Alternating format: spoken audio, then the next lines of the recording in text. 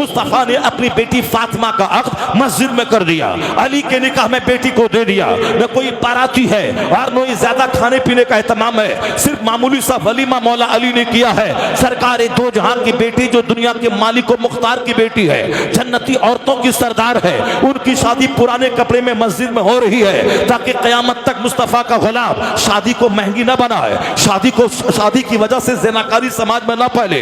यहाँ शादी की उम्र है 18 साल, शादी हो रही 38 साल में। अब शादी जवान होने के 20 साल के बाद यह लड़की कहाँ गई, माँ बाप को कोई फिक्र नहीं। यह लड़का जवान हुआ 18 साल में, शादी हो रही 48 साल में। यह जवान होने के 20 साल के बाद मुश्तजनी किया, इख्लामबाजी किया, जानवर से सोहबत किया, तवाइफ के कोठे पे जाके मुंह काला किया। बाप को फिक्र कहाँ है? बाप को फिक्र है कि माल मिले तब होगी शादी, बाप को फिक्र है 6 फीट की लंबी औरत मिले तब होगी शादी, बाप को फिक्र है खूबसूरत चेहरा मिले तब होगी शादी, या लड़की को नौकरी हो तब मिले तब होगी शादी। चाहे हर महीने उनका बेटा ज़िना करता रहे, इख्लामबाजी करता रहे, मुश्तजनी करता रहे, हैंड प्रैक्टिस करता रहे, हस्त मैथुन करता रहे, अपनी जवानी को बुढ़ापे में बदलता रहे, शादी के बाद बीवी के सामने हिजड़ा हो जाए, शादी के बाद बीवी के सामने नामर्द हो जाए, उनकी निगाहों के सामने उनकी बीवी नौकर और चरवाहे से ज़िना और सोहबत करे और ये हिजड़ा देखता रहे, अपनी कमजोरी को छुपाता रहे। जब यह बीवी के काबिल नहीं होगा तो बीवी को तो नौकर के हवाले करेगा, वो तो किसी हौकर के हवाले करेगा। जब ताकतवर रहेगा तो अपने बीवी के काबिल रहेगा। ये तो हस्त मैथुन करके ये नामर्द हो चुका है, हैंड प्रैक्टिस करके नामर्द हो चुका है। उसके पीछे वह माँ बाप का हाथ है जो शादी में ताखीर करता हो, जो शादी में लेट कर रहा हो। सच कहा मुस्तफ़ा ने, बुखारी शरीफ की हदीस में आया है, अगर बच्चे जवान हो जाए और शादी में देर हुई और बच्चे का पांव फिसल गया, उस जुर्म में माँ बाप भी शरीक समझा जाएगा, उस जुर्म में माँ बाप भी शरीक समझा जाएगा। तो ज़िना करे बेटा जहन्नम में जाओ तुम, ज़िना करे बेटी जहन्नम की आग में जलो तुम। क्यों ऐसा काम करता है? इसलिए मुस्तफ़ा की सुन्नत के मुताबिक खतना हो, अकीका हो, शादी बियाह हो, मंगनी हो, हिंदुओं को देखकर, मुशरिकों को देखकर, सिनेमा के एक्टर को देखकर, किसी काफिर को देखकर, किसी यहूदी को देखकर, किसी नसरानी को देखकर, समाज के राजपूत और ब्राह्मण को देखकर, किसी हरिजन को देखकर, किसी डोम को देखकर, किसी चमार को देखकर मत नाचा कूदा कर, मत शादी बियाह कर। वक्त पे शादी कर ताकि ज़िना घट जाए, निकाह बढ़ जाए। वक्त पे शादी करा ताकि समाज में चोर दरवाजे से ज़िना दाखिल ना हो। शादी कसरत से होने लगे, शादी वक्त पे होने लगे, ऑटोमेटिक ज़िना का खात्मा हो जाएगा, बदनिगाही का खात्मा हो जाएगा, सेहत लुटाई का खात्मा हो जाएगा। मुस्तफ़ा की सुन्नत पे अमल कर, खुशी यहाँ मिलेगी, सेहत यहाँ मिलेगी, राहत यहाँ मिलेगी, इज्जत यहाँ मिलेगी। और सुन्नत पे अमल हुआ तो जैसे मरेगा मुस्तफ़ा की जन्नत हुआ। नारे तकबीर, नारे रिसालत, नारे गौस, ताजदार मदीना कॉन्फ्रेंस, पैगंबर कसे रह गुज़री कि हरगिज़ बमंजिल न खाहत रसी। मुस्तफ़ा के रास्ते के खिलाफ जो चलेगा वो कभी राह रास्ते पे नहीं पहुंचेगा। आज हमारी सारी मुसीबतें मेरी खरीदी हुई है, ये सारा दर्द मेरा अपना खरीदा हुआ है। कोई शराब पिए फेफड़ा गल जाए, न बोले कि ऐसा क्यों हो गया, वो अपने आप को मुजरिम गर्दाने की मेरी वजह से ऐसा हुआ है। कोई रात के वक्त में बर्तन को खुला हुआ छोड़ दे और उनका बच्चा अपाहिज और पोलियोग्रस्त पैदा हो जाए, वह किसी दूसरे का न कोसे के ऐसा हो गया, बल्कि वह औरत बोले कि मेरी सुस्ती और गफलत की वजह से ऐसा हुआ है। शाम के वक्त में बच्चों को अपने घर में करने का आदेश मुस्तफ़ा ने दिया है। यानी शाम के वक्त में हशरातुल अर्द की तरह बहुत सारी मखलूक फिरती है जो हमारे बच्चों को तकलीफ पहुंचा सकती है। उस वक्त में अपने बच्चों को अपने घर में ले आ, नमाज के बहाने सारे बच्चों को मुसल्ले पे खड़ा कर दे ताकि बच्चे रहें। डांट डपट करके सिर्फ प्यार मत कर, पैम्परिंग से बच्चे बिगड़ते हैं। यानी ज्यादा नाज नखला करने, चुमा चाटी करने से बच्चे बिगड़ जाते हैं। अभी एक शख्स बता रहा था कर्नाटक में एक औरत के 8 बेटे थे और 8 बेटे मेडिकल अफसर हो गए, 8 बेटे डॉक्टर हो गए। पूछा गया कि आखिर इसके डॉक्टर बनाने में किसका हाथ है, ये कैसे सारे बच्चे तबाही और बर्बादी से बच करके मेहनती बने, पढ़े लिखे और सबके सब डॉक्टर बन गए। तो उनका बेटा बोला इसके पीछे सिर्फ मेरी वालदा का हाथ है, मेरी माँ के नाम से आज भी मैं कांप जाता हूँ। मैं डॉक्टर हूँ मगर माँ का चेहरा देख के सीना मेरा थरथराने लगता है, क्योंकि मेरी माँ की सख्ती थी, मेरी माँ के हाथ का डंडा था जो हम बच्चों को तबाही से बचाया है। अगरचे अक्सर माएँ लाड प्यार करने लगती हैं, स्कूल नहीं जाऊंगा तो माँ बोलती ठीक है मत जाना। वो तो बाप सूरज की गर्मी की तरह रोशनी डालता है और बच्चे को तो चार तमाचा मारता है तो बच्चा दौड़ता हुआ स्कूल जाता है। उस मार में बाप का प्यार छुपा है। लेकिन लाखों में कोई माँ इस टाइप की होती है जो अपने बच्चों को खाने में खूब प्यार देती है, सीने से लगाती है, लेकिन पढ़ाई के वक्त में कोई ढील और कोई कमजोरी नहीं। अगर वो स्कूल न जाने की बात करे, माँ उसको बिल्कुल सीने पे सब्र का पत्थर रख करके, अगरचे दिल नहीं चाहता कि बच्चों को मारूं, मगर बच्चे का मुस्तकबिल न बिगड़े, ये बर्बाद न हो जाए, या चोर डकैत न हो जाए, या खबीस मरदूद न हो जाए, उसको खबासत से बचाने के लिए डंडे का इस्तेमाल करे। कहा कि मेरी माँ है, बाप को तो खेत से फुर्सत नहीं, बाप को तो नौकरी से फुर्सत नहीं, बाप को तो साहब समाज से फुर्सत नहीं, ये मेरी माँ है जिसके डंडे ने हमारे 8 भाइयों को तबाही से बचाया है, मेडिकल ऑफिसर बताया है, ये बनाया है। इसे मैं सारी माँ बहन बेटियों से कहूंगा कि तुम अपने बाल बच्चों को ज्यादा चूमा चाटी मत क्या करना।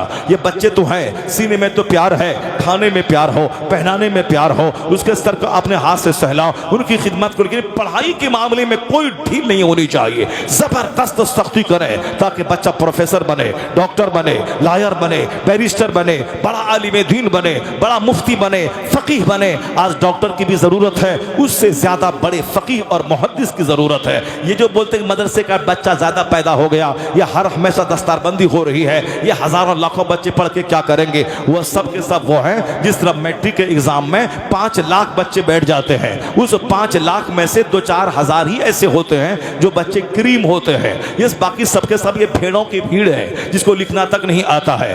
साहब इंटरव्यू में 100 बच्चे का सिलेक्शन करना है, 1 करोड़ लोगों ने फॉर्म भर दिया है। अब साहब 100 उसमें से छांटना है, तो अब आप समझ सकते हैं कि ये सारे के सारे छट जाते हैं, 100 बच्चे भी नहीं मिल पाते हैं। क्रीम लोग कम है, भीड़ लगी हुई है ज्यादा, डिग्री धारी की भीड़ लगी हुई है। अलबत्ता अंग्रेजी का कीड़ा, मैथ का कीड़ा, साइंस का कीड़ा, जो आईएएस ऑफिसर बने, मेडिकल में एग्जाम निकाले, ये बहुत कम मिलेंगे। उसी तरह मदरसे में भी ये दाढ़ी वालों की भीड़ है, पगड़ी वालों की भीड़ है, जूता चप्पल वालों की भीड़ है, फातिहा पढ़ने वाली की भीड़ है, मिलाद पढ़ने वाले की भीड़ है, अनाउंसरी करने वाली की भीड़ है, और साहब नात पढ़ने वाली की भीड़ है। मगर कुरान पाक को जबरदस्त ढंग से हरमैन के लहजे में पढ़ने वाले खाल खाल मिलते हैं। जबरदस्त मुदर्रिस जो बच्चों को पढ़ा सके, दरसगाह में बैठकर बुखारी शरीफ तक नहव सर्फ और सारे उलूम मंतिक फलसफा पढ़ा सके, ऐसे लोग कम मिलते हैं। मुदर्रिस की जरूरत है, 20,000 रुपये तनख्वाह मिलेगी, हमें ऐसा मुदर्रिस चाहिए जो बुखारी शरीफ तक सारी किताबें पढ़ा दें,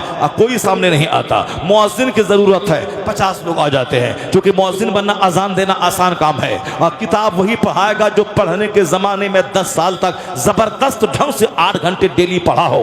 यहाँ तो 20 साल पढ़ने के बावजूद भी एक जुमला अरबी नहीं आती है, एक जुमला उर्दू का नहीं आता है, इस्लामी तारीख मालूम नहीं है, वो तो स्कूल का पढ़ा हुआ जो उर्दू का लिटरेचर से एमए किया है उसको मालूम है जंग बदर का पस मंजर क्या है, जंग ओहद का पस मंजर क्या है, जंग यरमुक का पस मंजर क्या है, जंग कादसिया का पस मंजर क्या है, इस्लामिक हिस्ट्री उसे मालूम है। उन्होंने पीएचडी डिग्री हासिल की है, वह स्कूल का उर्दू का टीचर है। और ये मौलवी साहब जुमा के दिन आधा घंटा खड़ा हुए मस्जिद में, तो आधा घंटा खिताब करना है, जलसे में तो कोई उठ के भाग रहा है, कोई घर जा रहा है, मगर जुमा का जो प्लेटफॉर्म है वह सबसे बड़ा प्लेटफॉर्म है, वहां कोई भागना नहीं है, वहां तो नमाज पढ़ने के बाद ही सबको जाना है। अब वहां आम हो या इमली हो, जो सुनाना है सबको तो सुनना ही है। तो अगर वहां पे कोई आ जाए आधा घंटे की तकरीर करने के लिए, अब वहां एक कहानी कह रहा है, अब 15 मिनट तक नात पढ़ रहा है, और फिर उसके बाद एक कहानी बोल रहा है, तो सामने जो अदीब बैठा है, सामने जो प्रोफेसर बैठा है, सामने जो पीएचडी डिग्री होल्डर बैठा है, सामने जो उर्दू जबान से एमए करने वाला बैठा है, स्कूल का प्रोफेसर बैठा है, वो क्या समझेगा इस मौलवी के बारे में? ये जाहिल होते हैं, इसको ना उर्दू अच्छी आती है, ना इस्लामिक मालूमात की ज्यादा गहराई इसके पास है। ये करामत बयान कर रहा, जबकि आधा घंटा का टाइम है, इसमें तो कुरान पाक की 2 आयत पढ़ के सुना देता, आधा घंटा का टाइम ऐसे निकल जाता, हुजूर की एक हदीस पढ़ा देता, सुना देता, तो आधा घंटा का टाइम ऐसे ही निकल जाता। लेकिन ये आधा घंटा को भी आधी नात और आधी एक कहानी सुनाने की नजर कर देता है, तो एक मौलवी की क्या इज्जत होगी? क्योंकि ये मौलवी खुद तारीख नहीं जानता, क्या तारीख बताएगा? ये खुद इस मालूमात की गहराई में नहीं पड़ा है, ये तो सिर्फ कुरान खानी किया है, 10 पैसे कमाया है, अपना कपड़ा बदला है, टोपी खरीदा है, जूता खरीदा है। मौलाना ढेर है? नहीं है मौलाना ढेर। काम का आदमी जिस तरह स्कूल कॉलेज में करोड़ों की भीड़ में चंद मुट्ठी भर लोग करीम है, उसी तरह मदरसे में भी हजारों की भीड़ में मुट्ठी भर लोग हैं जो करीम होते हैं। आज मस्जिदों का इमाम जबरदस्त बासलाहियत होना जरूरी है, चाहे देहात हो या शहर की मस्जिद हो। इमाम मालूमात का का धनी होना चाहिए, चाहे गांव की मस्जिद क्यों ना हो, उसमें भी कोई पढ़ा लिखा आदमी जाता है, स्कूल का टीचर जाता है और पढ़े लिखे लोग जाते हैं। अगर वहां का इमाम भी ओल जुलूल करने वाला और दिन भर मोबाइल चलाए और जुम्मा से पहले एक कहानी सुन लिया नेट में, उसी को बयान कर दिया, तो फिर वो प्रोफेसर मायूस हो जाएगा। हमारा इमाम बेचारा बेसहारा है, लाचार है, गरीब का बच्चा है, पढ़ा लिखा सही से नहीं है, वो 500 रुपए 5000 रुपए कमा करके बाल बच्चों को और घर वालों को पाल रहा है। आलिम नाइबे पैगंबर होता है। नाइबे पैगंबर वो होगा जिसके पास इल्मी धमक होगी, ताकि इंजीनियर भी उसके इल्म के सामने उसकी दस्तबोसी करने लगे और डॉक्टर भी उनकी इल्मी धमक के सामने उसको अपना रहनुमा तस्लीम करे। इसलिए क्रीम लोग कम है। जो मालदार आगे आ जाओ, तुम्हारा बेटा डॉक्टर बनने के बाद उतना नहीं कमाएगा जितना मौलाना बनने के बाद कमाएगा और इज्जत कमाएगा। डीएम बनने के बाद एक डिस्ट्रिक्ट तक तू महदूद रह जाएगा, लेकिन अगर तू एक अच्छा क्रीम आलिम बना, मुत्तकी आलिम बना, तो जिस तरह हिंदुस्तान में कौन कहां का डीएम है कोई नहीं जानता, लेकिन एक ताजुश शरिया है जिसको सारी दुनिया जान रही है, सारा जहान जान रहा है। अमेरिका के लोग जानते हैं ताजुश शरिया कौन है, मलेशिया जानता है ताजुश शरिया कौन है, बिहार, बंगाल और उड़ीसा, कर्नाटका, महाराष्ट्र, हिंदुस्तान के सारे स्टेट्स के लोग जानते हैं ताजुश शरिया कौन है। यहाँ तो 5 आदमी मेरा दोस्त नहीं मिलता, पर यहाँ 10 करोड़ लोग कमोबेश जिसके हाथ पर हाथ रखकर अपना मजहबी रहनुमा माना हो, अपना पीर माना हो, अपना मुर्शिद माना हो, नहीं मिलता कोई। खोज ले जो डीएम जो इज्जत ताजुश शरिया को अल्लाह ने दी, वो किसी डीएम के पास है, किसी मंत्री के पास है, किसी प्रधानमंत्री के पास है। अमेरिका का ट्रंप, हिंदुस्तान के मोदी सब महवे हैरत हो गए जब ताजुश शरिया के जनाजे में 50 से ज्यादा ममालिक के 1 करोड़ के करीब लोग बरेली में जमा हो गए, तो दुनिया दंग रह गई। जो बंदा व्हाट्सएप से अलग रहा, यूट्यूब से अलग रहा, फेसबुक से अलग रहा, या तो शोहरत पाने के लिए फेसबुक चलाने वाला, 24 घंटे इंटरनेट से जुड़ा रहने वाला, 24 घंटे ऑनलाइन रहने वाला, इसको तो पड़ोसी नहीं जानता। जो सारी जिंदगी फेसबुक से अलग रहा, व्हाट्सएप से अलग रहा, आज वह फकीर 50 से ज्यादा ममालिक के 1 करोड़ लोग उनके जनाजे के आखिरी जुलूस में शरीक हो गए और लोगों ने मान लिया कि मादियत की चमक दमक और है, रूहानियत की धमक और है। नारे तकबीर, नारे रिसालत, नारे गौसियत। मादियत मेटेरियलिज्म की धमक और है, यह रूहानियत की धमक और है। आज ताजुश शरिया का शहजादा अल्लामा अज़्ज़त रज़ा खां, अभी मैं लगातार 3 दिन से उनके साथ था। उतरौला में, रुदौली में, फैजाबाद में हजारों का मजमा, यानी जो जलसा 50 साल की तैयारी के बाद न होता हो, इस तरह का जलसा हमारे बिहार में पिछले बार में 10 दिन का उनका प्रोग्राम था। हर जलसे में 50,000, कहीं 10,000, कहीं 1 लाख के करीब, इतनी बड़ी भीड़। यानी जो 80 साल की मेहनतों के बाद उतनी इज्जत और पजीराई जिसकी नहीं होती, वह ताजुश शरिया की करामत पर के अल्लामा अज़्ज़त रज़ा ने जो आज हिंदुस्तान के अफक पे छाया है, वह इज्जत उनके हिस्से में आ रही है। तो अपने बच्चों को डीएम बनाने से पहले अच्छा आलिम बना दे, उसको अच्छा इमाम बना दे। दुनिया में अगर डीएम बन भी गया तो नौकरी करेगा, 30 साल बूढ़ा होने के बाद, रिटायर करने के बाद मौत का इंतजार करेगा, तो फिर मरने के बाद सब बराबर है। जिस तरह कोई एसी डब्बा से सफर करे या कोई चालू डब्बा से सफर करे, बरेली से दिल्ली जाए तो भले ही यहाँ एसी डब्बा टंडल डब्बा है,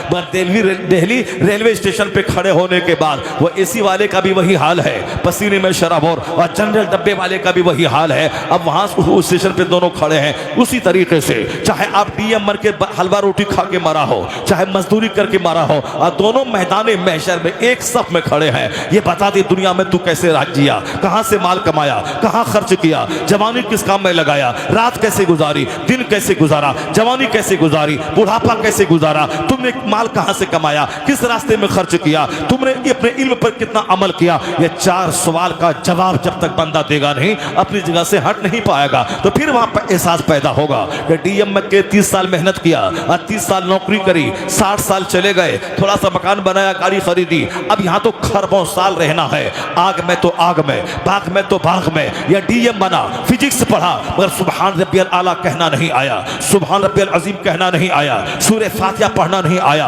ला इलाहा इल्लल्लाह कलमा कायदे से पढ़ना नहीं आया, तहियात नहीं आया, दुआए कुनूत याद नहीं आई, दरूद इब्राहिमी याद नहीं आया, आयतुल कुर्सी ठीक से नहीं पढ़ा, दुआए कुनूत ठीक से याद नहीं है। वो डीएम बनना किस काम का जो दुआए कुनूत याद ना रहे, सूरह फातिहा ठीक से याद ना रहे। तब पता चलेगा कि डीएम ना बनते चरवाहा बन जाते, मगर नमाज दुरुस्त रहती, रोजा दुरुस्त रहता, ईमान दुरुस्त रहता, तो आज डीएम बन रहा तो 30 साल कमाया खाया मर गया। अब तो मरने के बाद वहां आया हो जहां का एक दिन 50,000 साल के बराबर है। काना मिक़दार हो 50,000 सना। तो असल इज्जत वहां की, असल जिल्लत वहां की, असल आराम वहां का, असल तकलीफ वहां की। इसलिए अगर आराम वहां जाना ही है, मुंह दिखाना ही है, जन्नती जहन्नमी बनना ही है, तो क्यों दुनिया के सुख चैन पाने के लिए 18 घंटे तक स्टडी करेगा? अगर स्टडी करेगा भी तो दुनिया में खुशहाल रहे, उसी में से 1 घंटा निकाल के वो हदीस पढ़ ले, कुरान पढ़ ले, नमाज की पाबंदी करे, ताकि डीएम भी बन जाए और नमाजी भी बन जाए, और डीएम भी बन जाए, आलिम दीन भी बन जाए, इंजीनियर भी बन जाए,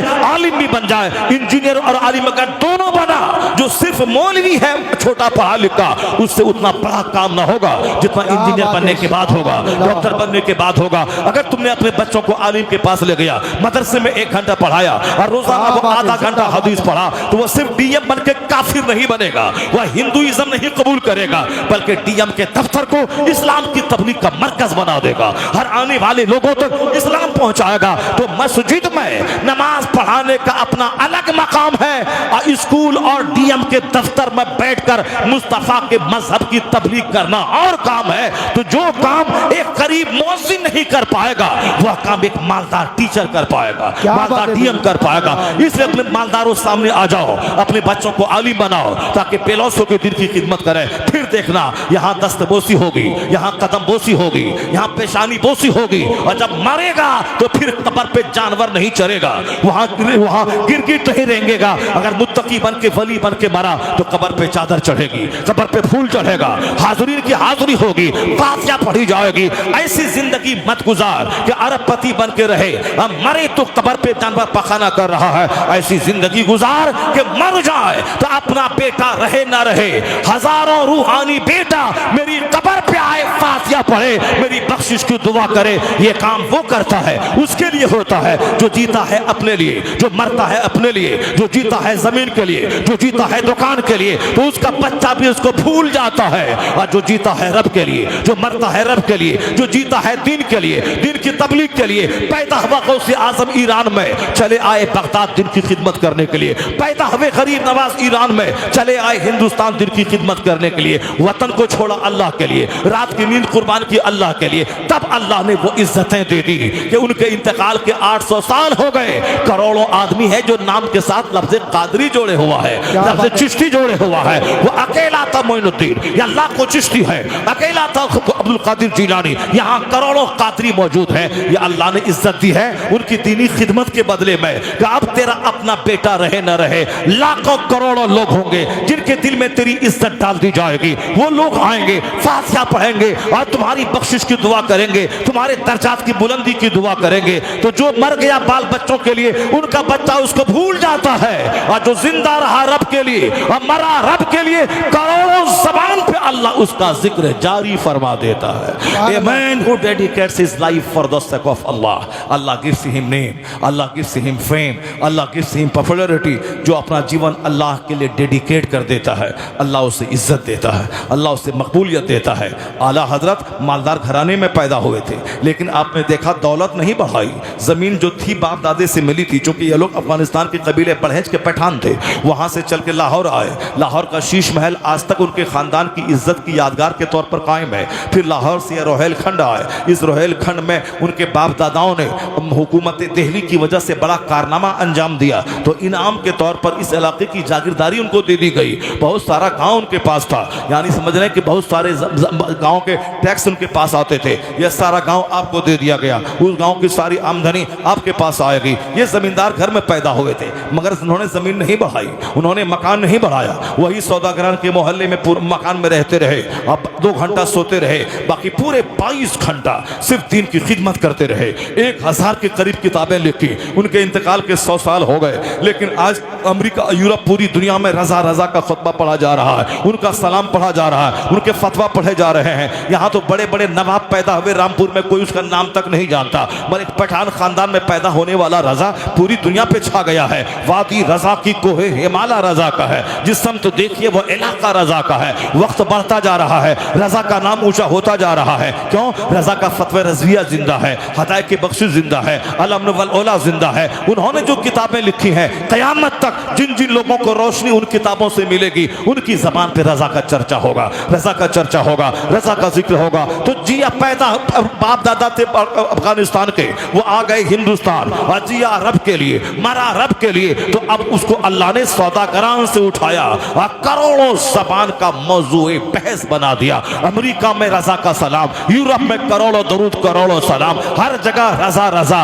नवाब का नाम नहीं जानता, उस फकीर को दुनिया जान रही है। पता चला कि इज्जत शोहरत बच्चों की खातिर जीने में नहीं मिलती है। जो रब के दीन की खिदमत करता है वही अल्लाह का वली बनता है। मरने के बाद उनकी कब्र मर्जे खलाइक बनती है, वहां फातिहा पढ़ी जाती है, चादर चढ़ाई जाती है, गुलाब चढ़ाया जाता है। और जो सिर्फ जमीन मकान दुकान बाल बच्चा खाना कपड़ा के लिए मरा, उसको तो अपना बच्चा भूल जाता है। उनके बच्चों को बाप की कब्र का पता नहीं मालूम होता, लेकिन गरीब नवाज की कब्र कहाँ है मुसलमानों के करोड़ों बच्चा को पता है। आला हजरत का मजार कहाँ है मुसलमानों के करोड़ों बच्चों को पता है। इसलिए इज्जत देने वाला अल्लाह है। जो अल्लाह के दीन का काम करेगा अल्लाह उसका नाम रोशन करेगा, अल्लाह उसको इज्जतों से नवाजेगा। इसीलिए अल्लाह के वली का उर्स होता है ताकि उनका काम जिंदा रहे, उनका नाम जिंदा रहे, उनकी खिदमत जिंदा रहे, उनसे लोगों को नूर मिले, इंस्पिरेशन मिले, उनसे लोगों को वहां से संवेदना मिले, वहां से तहरीक मिले, वहां से प्रेरणा मिले।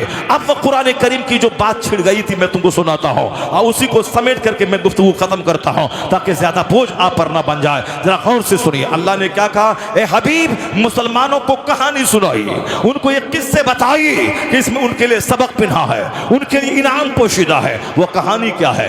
एक शख्स था जिसको अल्लाह ने इसमें आजम का इल्म अता फरमाया था, मुस्तजाबुद दावात बनाया था। जो दुआ करता था वो दुआ उसकी कबूल हो जाती थी, और जो भी दुआ करे दुआ कबूल हो जाती थी। यहाँ तक कि जब जनाब मूसा अलैहिस्सलाम ने जिहाद का ऐलान फरमाया तो उसके कौम के जो लोग थे, उसकी कौम के लोगों ने उनके पास आके कहा कि जनाब मूसा अलैहिस्सलाम अपने मुजाहिदीन के साथ हम पर चढ़ाई करने वाले हैं, हमारे बाल बच्चे मर जाएंगे, हमारी सल्तनत खत्म हो जाएगी। तुम दुआ करो, तुम मुस्तजाबुद दावात हो, तुम दुआ करो ताकि उनकी फौज पसपा हो जाए, उनकी फौज को शिकस्त मिल जाए। अब वो क्या कहने लगा? नहीं नहीं, ऐसा कभी नहीं होगा, क्योंकि वो अल्लाह के नबी हैं, अल्लाह के रसूल हैं। उसके खिलाफ अगर मैंने दुआ की मैं तबाह हो बर्बाद हो जाऊंगा, तबाही मेरी मुकद्दर हो जाएगी। उनके खिलाफ मैं दुआ नहीं कर सकता।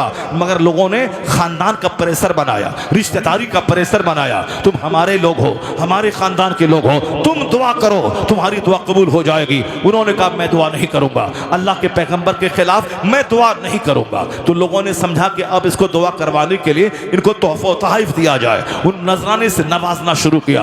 ये नजराना अच्छी चीज भी है, और नजराना अगर अपने पास जमा करके बंदा रखने लगे, ये बहुत सारे फवाहिश का जरिया बन जाता है। जिस पीर का बच्चा मुफ्त में करोड़ों की दौलत पा गया, उस पीर का बच्चा ना डीएम बनता है, ना एसपी बनता है, ना मौलाना बनता है, ना हाफिज कारी बनता है। गांव देहात के गरीब का बच्चा जबरदस्त मौलाना है, वो मंजर इस्लाम में पढ़ा रहा है, मजर इस्लाम में पढ़ा रहा है, जामिअतुर रज़ा में पढ़ा रहा है, बहुत बड़ा बासलाहियत है, शेखुल हदीस बना हुआ है। तो फिर तुम्हारे यहाँ से तो सुन्नियत को तक़वियत मिली है, और तू खानदान रजा का फर्द है, तो तुम्हारा बेटा क्यों नहीं शेखुल इस्लाम बन रहा है? तुम्हारा बेटा क्यों नहीं साहब शेखुल अदब बन रहा है, शेखुल मंतिक बन रहा है? क्यों नहीं बन रहा है? यहाँ 100 बच्चे हैं, उस 100 बच्चे में डीएम बनना चाहिए। पैसों की फरावानी है, खुदादार ज़हनियत है। अल्लाह रब्बुल इज़्ज़त आला हज़रत के ख़ानदान को इंटेलिजेंस दिया है, जहानत दी है। एक बार देखा बातें याद हो जाती है। तो फिर तो वहाँ तो सैकड़ों बच्चे हैं, उनको तो डीएम बनना था, एसपी बनना था, बड़ा मतबहिर आलिम बनना था। लेकिन नहीं, मुफ्त के पैसे जहाँ ज़्यादा आते हैं, पैसों की फरावानी ज़्यादा होती है, वहाँ के बच्चे मेहनती नहीं होते हैं। इसलिए अजमेर का मुजाविर का बच्चा कोई डीएम नहीं मिलेगा, जबकि फ्री में करोड़ों की दौलतें उनको मिल रही है। मुजाविर का बच्चा करोड़ों पैसा उनके पास है, करोड़ों रुपए उनके पास है, मगर उनका बेटा कोई डीएम नहीं है, एसपी नहीं है, उसका बेटा कोई बहुत बड़ा आलिम नहीं मिलेगा। चूंकि मुफ्त की दौलत है, वह दाढ़ी मोड़ रहा है, काली टोपी पहन रहा है, वह पीले रंग की पट्टी पहनता है, और आने वाले लोगों की जेब पे नजर रखता है। आइए फूल लीजिए, आइए चादर लीजिए, आइए ये लीजिए, आइए वो लीजिए। ये चादर बेचने वाला ये रजा के बेटों को आंख दिखला रहा है, मुफ्ती आजम इनके खिलाफ बोल रहा है, चादर बेच पेट पाल, और रजा के बेटों पे आंख निकाल के मत देखना।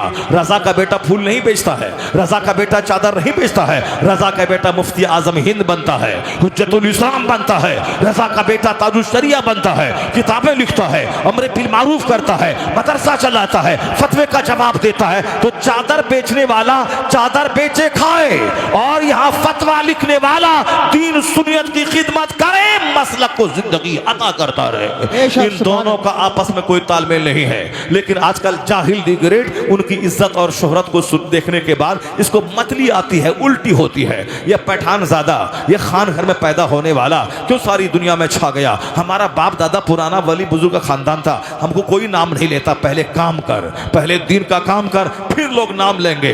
पहले मुफ्ती आजम हिंद बन जा, ताजुल शरिया बन जा, 1000 किताबें लिख, लोगों की खिदमतों का, लोगों के दीन के संभालने का जरिया बन जा, लोगों को बदअमली से बचा। तब उसके बाद देखना इज्जत कैसे मिलती है जाहिल और सोचता मुफ्ती आजम हिंद की तरह इज्जत मिले, है जाहिल दी ग्रेट और सोचता है ताजुल शरिया की तरह इज्जत मिले, नहीं मिलेगी। मैं ये कहना चाह रहा हूँ, दौलत की फरावानी जहाँ होती है वहाँ मेहनत करने का मजाज नहीं होता है। जहाँ गुर्बत है, जहाँ परेशानी है, वो परेशानी दूर करने के लिए बच्चे बड़ी मेहनत करते हैं, 10-10, 12-12, 15-15 घंटे पढ़ते हैं। इसलिए गरीबों के बच्चे डीएम बन रहे हैं। बिहार में अक्सर मेहनती बच्चे होते हैं। हिंदुस्तान में DIS निकालने वालों की बड़ी तादाद एक बिहार के बच्चों की होती है। और हम उसे कहते रहे यहाँ गुर्बत है, यहाँ परेशानी है, और फिर महाराष्ट्र के बच्चे डीएम नहीं बन रहे, गुजरात के बच्चे डीएम नहीं बन रहे। अक्सर बच्चे IAS ऑफिसर वो बिहार के बन रहे हैं। वही गरीब के बच्चे अब अरबपति बन रहे हैं, अमेरिका जा रहे हैं, 20 लाख महीना कमा रहे हैं। तो जहाँ दौलत की फरावानी होती है वहाँ बच्चे कामचोर, सुस्त, काहिल और गफलत के शिकार हो जाते हैं। यही वजह मेहनत नहीं करते हैं, मेहनती नहीं बनते हैं। बड़े बड़े बुजुर्गों के खानदान के बच्चे इसीलिए ऐसा होते हैं। अब क्या है, उनको ऐसे ही तोहफा मिल रहा है, गिफ्ट मिल रहा है, नजराने मिल रहे हैं। तोहफा हम यहाँ मेहनत करने के बाद राडो घड़ी नहीं है और वहाँ मुरीद कोई राडो घड़ी गिफ्ट कर रहा। यहाँ मेहनत करने के बाद ब्रांडेड कंपनी का जूता नहीं है और वहाँ साहब मेहनत करने के किए बगैर ब्रांडेड कंपनी का जूता है। और यहाँ मेहनत करने के बाद भी 10 लाख की कार नहीं है और वहाँ बगैर मेहनत के 25 लाख की कार लिए मुरीद हाजिर है। हुजूर इसे कबूल फरमा ले। यहाँ आलिम बनने के बाद 10-10 घंटे पढ़ने के बाद भी कोई हाथ चूमने वाला नहीं है। अब वहाँ पीर का बेटा है, जाहिल दी ग्रेट, कलमा नहीं आता, उनका हाथ चूमा जा रहा है। तो अब यही सारी इज्जतें हैं जिसकी वजह से वह मगरूर हो जाता है, जिसकी वजह से मेहनतें उसकी खत्म हो जाती हैं। इसलिए मुजाविरों के बच्चे और बड़े पीरों के बच्चे जो होते बहुत कम ही ज्यादा साहिब तकवा हो पाते हैं। तोहफा, यह नजराना, यह मुफ्त का माल आदमी को मेहनती नहीं बल्कि उसे कामचोर बना देता है। मुस्तजब था वो शख्स, दुआ जो करता कबूल हो जाता था। परेशर बनाया कि वो दुआ करे ताकि मूसा अलैहिस्सलाम की कौम हमारे शहर को उजाड़ न दे, हमें तबाह बर्बाद न कर दे। कहा नहीं, वो अल्लाह के नबी हैं, अल्लाह के रसूल हैं, वो जो चाहेंगे होकर रहेगा, उनके खिलाफ मैं दुआ नहीं करूंगा। तो लोगों ने सोचा कैसे नहीं करेगा। लोगों ने तोहफे देना शुरू किया, नजराने देना शुरू किया, कपड़े देना शुरू किया, माल देना शुरू किया, पैसों की फरावानी देने शुरू की। जैसे कोई मुफ्ती बोलता है मैं इसकी हराम है, मैं इसको जायज़ नहीं करार दूंगा, अब लोग उनको पैसे देना शुरू करते हैं। लाखों रुपए दिया, 10 लाख दिया, अब उसको अब वकील काल करना शुरू करता है, तावील करने लगता है। चूंकि वो टका दिया है 10 लाख रुपए, उसी के फेवर में वह फतवा देना शुरू करता है। जिस तरह दियोबंद का फतवा नसबंदी के जमाने में बहुत सारा बिगड़ा फतवा आया, मगर वह रजा का बेटा मुफ्ती आजम हिंद था। कहा वो तुम पैसे पे बिक जाओ मगर रजा का बेटा नहीं बिकेगा, चाहे जान जाए चाहे कुछ भी हो, फतवा नहीं बदलेगा। जो कानून शरीयत है वह बताया जाएगा। तो दूसरे लोगों ने पैसा लेके फतवा बदला मगर रजा का बेटा फतवा नहीं बदला। कहा एक पैसा नहीं चाहिए, हम किसी मालदार की तारीफ नहीं करते, हम तो मुस्तफ़ा के दर के भिखारी हैं, हम तो मुस्तफ़ा की तारीफ करते हैं। यही वजह है आला हजरत ने हमेशा मुस्तफ़ा की तारीफ की, नातखानी की है, किसी नवाब की कसीदा खानी नहीं की है। वह दूसरे लोग हैं जो पैसे पे बिक जाते हैं। वह शख्स नजराने के हुजूम में अब वह दब गया और अपने लोगों के दबाव में आ गया। उन्होंने जनाब मूसा अलैहिस्सलाम के खिलाफ दुआ करने के लिए घोड़े पे ऊंट पर सवार होकर पहाड़ की तरफ चला, अब ताकि वहां दुआ करेंगे, बददुआ करेंगे इनके खिलाफ। जब वहां गया और उनके कौम के लोग गए, ये प्रेशर नजराने का था, ये प्रेशर तोहफा तहाइफ का था, ये प्रेशर गिफ्ट का था। इसलिए बहुत सारे बुजुर्गान दीन जो नजराने तोहफा तहाइफ नहीं लेते, और जब अगर ले भी लिया तो फिर वह गरीब और मिस्किनों को बांट देते हैं। अपने घर में नमक रोटी है और फिर दूसरे उनके यहाँ खिदमत करके पुलाव बिरयानी खाते हैं। ये बुजुर्गान दीन के अहवाल होते हैं, खुद मुसीबत में रहते हैं और दूसरों के लिए लंगर चलाते हैं, और जो खुद पेट भर के तन ऊंचा करने लगे उसकी विलायत में शक है, वो वली ही नहीं हो पाएगा। कि जिस वली मेहनती होता है, वली नमाजी होते हैं, रात भर जागने वाले का तन ऊंचा नहीं होता है, एक रात में पूरा कुरान पढ़ने वाले का तन ऊंचा नहीं होता है, जो खाता है सोता है उसका तन निकलता है, और जो रात में 100 रकात नमाज नफल पढ़ता है, जो महीने में 5 दिन रोजा रखता है, अय्यामी 20 के रोजे रखता है,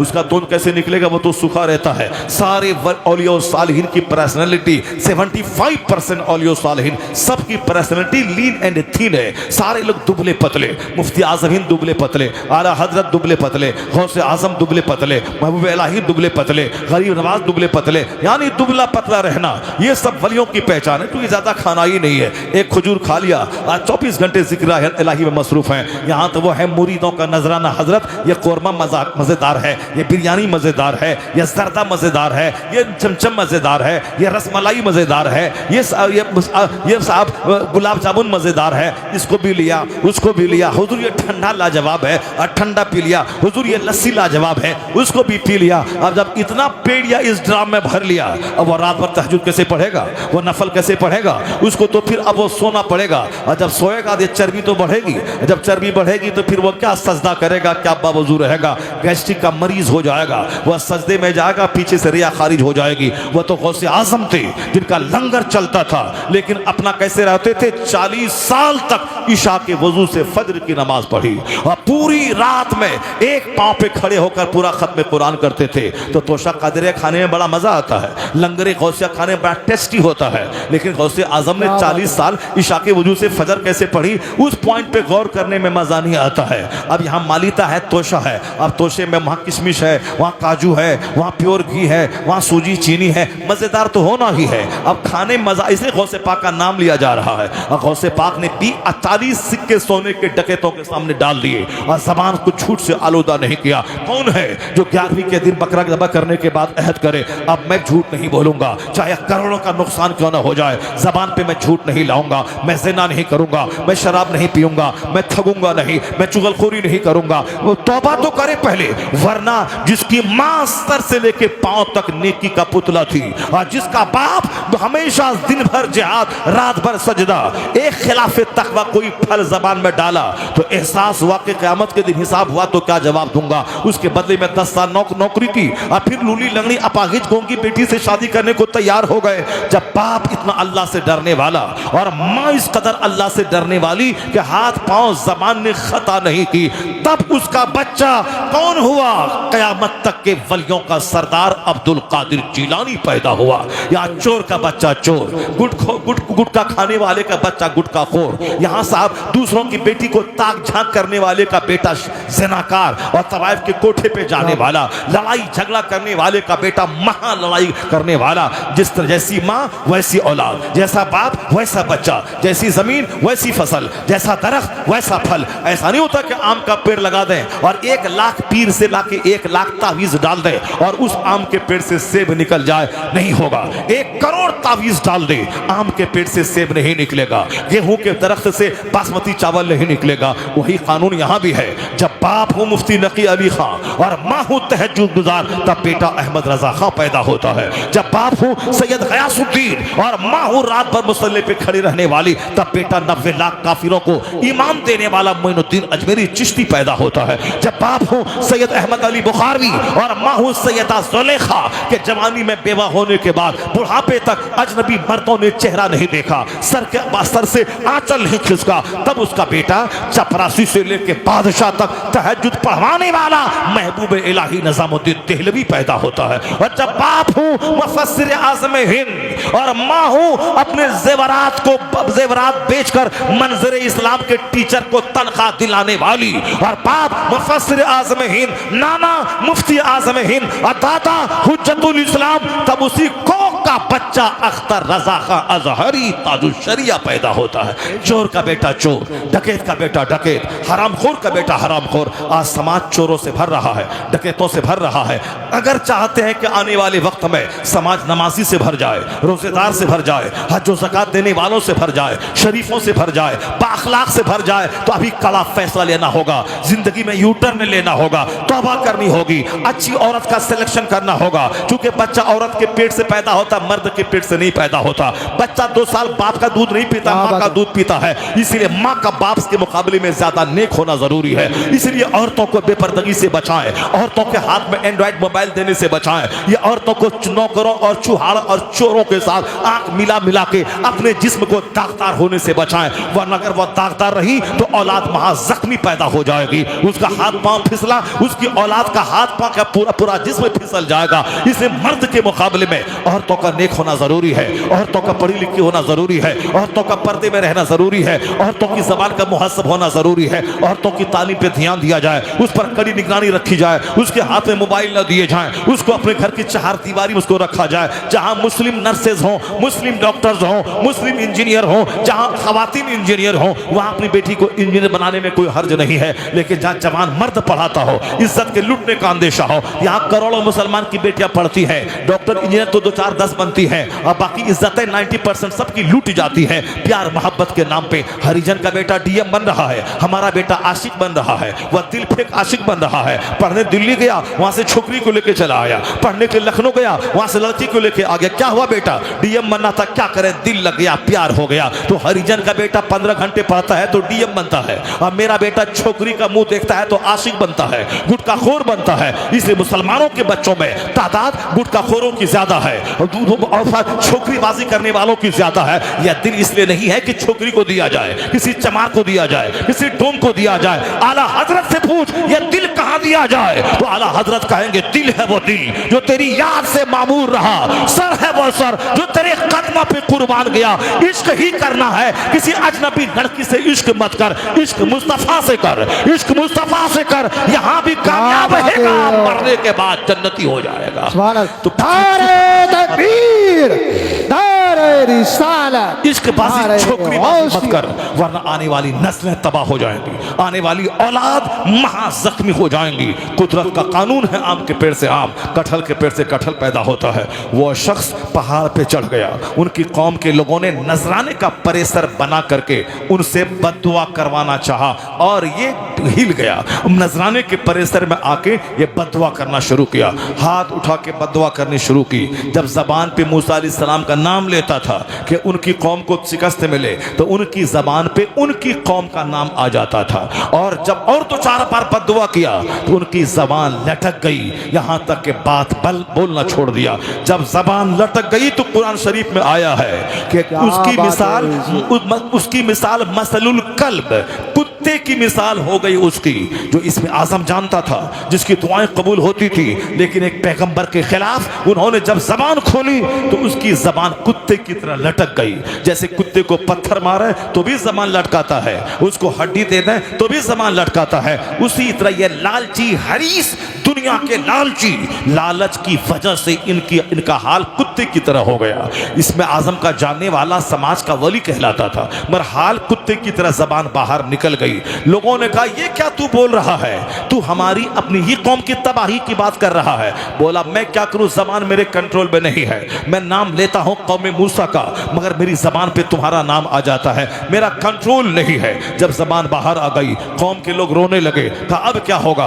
कहा कि बस एक रास्ता मैं बताता हूं, अब तो बद्दुआ मैं नहीं कर पाया, मेरी जबान लटक गई। उन्होंने उसको बताया कि एक काम करना, अगर मूसा अलैहिस्सलाम की फौज पर तुमको फतह पाना है, उनकी फौज को शिकस्त देना है, तो एक काम कर लेना, उनकी फौज को शिकस्त हो जाएगी। मैं दुआ तो कर नहीं पाया, मेरा हाल जो हुआ, मेरी दुनिया और आखिरत दोनों तबाह बर्बाद तो हो गई। अब अगर तू चाहता है कि तेरी कौम को शिकस्त ना हो, एक काम करना, जब उनकी फौज तुम्हारे शहर में दाखिल हो जाए, तुम अपनी जवान लड़कियों को सजा सवार कर गली गलियों में छोड़ देना। ये काम जो आज इसराइल का यहूदी भी कर रहा है और आज भी वही काफिर करता है कि मुस्लिम मुजाहिदीन को दिल दिमाग खराब करने के लिए खूबसूरत नीम बरहाना अधनंगी लड़कियों को सड़कों पे छोड़ देता है, जिसको देखने के बाद बड़े बड़े तकवा परहेजगार के हामिल लोगों की नीयतें खराब हो जाएं, जिसकी तौबा टूट जाए। इसलिए पर्दे में रहने औरतों को हुक्म दिया गया है, क्योंकि मर्द का अट्रैक्शन औरतों में है। बड़े बड़े की तौबा टूट गई, बहुत बड़े बड़े वली तबाह बर्बाद हो गए। ये औरत ने दुनिया की चाहत और माल ने, खाने पीने की चाहत ने तबाह बर्बाद किया। दुनिया में है ही क्या, माल बढ़ता है तो बंदा अच्छा खाता है, माल बढ़ता है तो अच्छा पहनता है, माल बढ़ता है तो अच्छा घर बनाता है, माल बढ़ता है तो औरतों का शौक बढ़ जाता है, एक नहीं तो 4 शादी कर लेता है। इसके अलावा और दुनिया में है ही क्या। मौला अली कहते हैं, तुम जो माल बढ़ने के बाद खाते हो ये जान ले शहद से बेहतर कोई गजा नहीं है, और शहद एक कीड़े का पाखाना है। और जान ले जब माल बढ़ेगा तो पिएगा, और जब जब पिएगा तो पानी से बेहतर कोई मशरूब नहीं है। और पानी वो मशरूब है जिसको बादशाह भी पीता है और सूअर भी पीता है। और जान ले जब पैसा बढ़ेगा तो कपड़ा अच्छा खरीदेगा, कपड़े में रेशम का कोई जवाब नहीं है, और रेशम वो कपड़ा है जो एक कीड़े का पाखाना है। तो शहद से बेहतर कोई गजा नहीं, वह एक कीड़े की कै और उल्टी है। और रेशम से बेहतर कोई धागा नहीं, वह एक कीड़े का पाखाना है। और जब पैसा बढ़ेगा तो फिर क्या करेगा, औरत से शादी करेगा। औरत है क्या चीज, सबसे गंदी जगह, सबसे अच्छी जगह चेहरा को देखा जाता है, और सबसे गंदी जगह से फायदा उठाया जाता है। तो जान ले कि दुनिया क्या चीज है। और जब पैसा बढ़ेगा तो सवारी का अच्छी सवारी खरीदेगा, अच्छी सवारी में घोड़े का जवाब नहीं है। यह घोड़ा वो है जिसकी पीठ पर बैठकर अपने ही भाई को ज़ब्ह और कत्ल किया जाता है। तो सब समझ ले दुनिया क्या चीज है। दुनिया बढ़ेगी तो क्या करेगा, दुनिया खाएगा पिएगा पहनेगा, और देख ले अच्छी खुराक एक कीड़े का पाखाना, और अच्छा कपड़ा एक कीड़े का पाखाना। उसी से समझ जा कि दुनिया क्या है।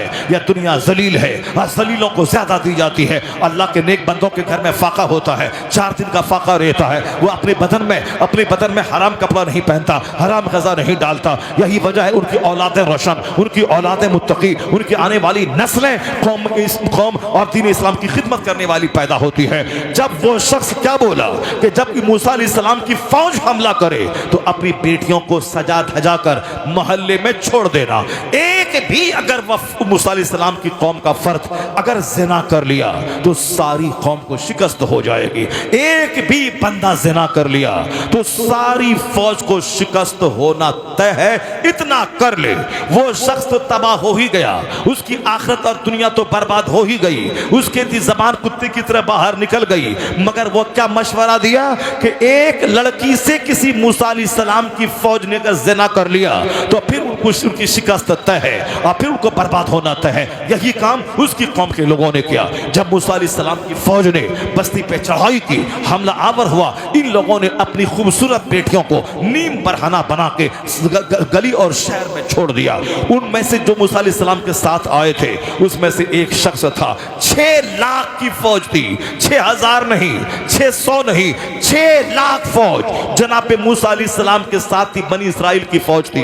ये बनी इसराइल के लोग जो आज यहूदी है, जिस पर अल्लाह ने बेपनाह इनाम किया, मगर इनाम पाने के बाद ये फिर क्या होता था, पाजी कौम बन जाती थी, नबियों को कत्ल करने वाली कौम, अल्लाह के वलियों को ज़ब्ह करने वाली कौम। इसलिए अल्लाह ने फाइनल तौर पर इन पर रुसवाई मुसल्लत कर दी। अब इसराइल नाम का कोई मुल्क नहीं है, वो अमेरिका की कॉलोनी है। अमेरिका इसराइल के यहूदी खुद सांस नहीं ले सकते, बल्कि अमेरिका की पुष्ट पनाही है। इसलिए इसराइल को अल्लाह ताला यहूदियों को जलील कर दिया है। वह दिमाग जला के पढ़ेगा, वह डीएम बनेगा, हवाई जहाज बनाएगा, मोबाइल देगा, वो बहुत सारे ऐप निकालेगा, पैसा कमाएगा, खाएगा, मगर इज्जत नहीं मिलेगी। हिटलर ने कई 25 लाख यहूदियों को जानवरों की तरह काट के मार दिया, कहीं जगह नहीं मिली। तब आके फिलिस्तीन के पास वह जगह लिया है। यहूदी जलील है, और आज मालूम है कितनी लाख फौज यहूदी के पास है, पर मुट्ठी भर चंद हजार जवान हमास के मुजाहिदीन हैं। यूं कहा था उनके 3 दिन में खत्म कर देंगे, मगर इन लोगों ने आज 48 दिन या 2 महीना होने वाले हैं। अमेरिका और इसराइल दोनों मिलकर अमेरिका लड़ रहा है, इसराइल का कोई वजूद ही नहीं है, मगर यह चंद मुट्ठी भर जवान अमेरिका को शिकस्त दे दिया, उन्हें जंगबंदी करने पर मजबूर कर दिया। पता चला कि हमेशा काफिरों को ताकत पे घमंड होता है, मुसलमानों को अल्लाह की जात पे नाज होता है, अल्लाह की मदद पे इसे नाज होता है। यही आज भी दुनिया तमाशा देख सकती है। जिसको बोला था 3 दिन में मिटा देंगे और सारे लोगों को मिसमार कर देंगे, एक भी हमास का नौजवान को जिंदा नहीं छोड़ेंगे, कुत्ते पूरे 2 महीने हो गए, तुम्हारी फौज कितनी मरी तुमको मालूम है, तुम्हारे लोग कितने मरे तुमको मालूम है। ये लोग तो शहादत का जाम पी लिए, जन्नत चले गए, इनकी लाशों से खुशबू निकल रही है, मगर तुम इतनी ताकतवर होने के बावजूद ये चंद नौजवानों को मार नहीं सके। इनके सामने घुटने टेक दिया तुमने। अपने बंदी को छोड़ाने के लिए कई सौ को तू छोड़ रहा है। सारी दुनिया जान रही यहूदी को अल्लाह ने जलील किया है। ये वही यहूदी कौम थी जो मूसा अलैहिस्सलाम से बोली थी कि आप जाइए, आपका खुदा जाइए, दोनों लड़िए, हम नहीं जाएंगे। ये वही यहूदी है जो एक दिन में 45 नबियों को ज़बह किया। ये वही नबी है जो एक दिन में 140 वलियों को कत्ल किया। इसीलिए अब यहूदी फाइनल तौर पर जलील हो गए। चाहे वक्ती तौर पर अमेरिका के बम के सहारे वो बम गिरा दे, मगर यहूदी है जलील, न उसकी सल्तनत कायम होगी। वह इसी तरह वक्फे वक्फे से मारा जाएगा और जलील और रुस्वा होगा, यहाँ तक कि क़यामत के करीब एक यहूदी जब दरख्त की आड़ में छुपेगा तो फयकुलु शजर, वह दरख्त बोलेगा, ए मुसलमान, यहूदी यहाँ छुपा है, इसको कत्ल कर। वो या तो यहूदी कत्ल किया जाएगा या कलमा पढ़ के मोमिन बनेगा। कोई यहूदी जिंदा नहीं रहेगा दुनिया में, कोई मुशरिक और काफिर। एक मजहब इस्लाम होगा, एक मसलक अहले सुन्नत व जमात रहेगा। मुस्तफ़ा सच्चे, मुस्तफ़ा की बात सच्ची।